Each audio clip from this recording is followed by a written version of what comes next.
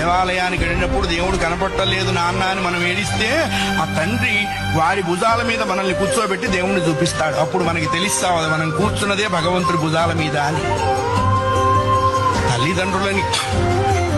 తల్లిదండ్రులకి గుళ్ళు కట్టించక్కర్లేదు, కట్టించిన గుళ్ళ ముందు వాళ్ళని కూర్చోబెట్టకుండా ఉంటే చాలు. అది నేర్చుకోవాలి. మనం బ్రతికుండగా వాళ్ళ అనాథాశ్రమాల్లో ఉండటం ఏంటండి? ఇంకంతకంటే పాపం ఏదైనా ఉందా?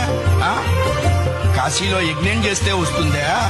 రామేశ్వరంలో అన్నదానం చేస్తే వస్తుందా? జన్మనిచ్చిన తల్లిదండ్రుల ప్రధానము. వాళ్ళని నువ్వే సేవించాలి. భగవంతుని సేవించకపోయినా నష్టం లేదు, బోల్డు మంది ఉన్నారు. జన్మనిచ్చిన తల్లిదండ్రుల్ని సేవించాలి, అది కర్తవ్యము. రామాయణం అదే చెప్పింది. అయ్యా ఆ అభిప్రాయం లేనివాడు పశువు అనకూడదన్నారండి. పశువులు పోటీకి వచ్చినాయి, మమ్మల్ని ఆ వాడితో పోలుస్తావా అని. అంతకంటే నీచుడు.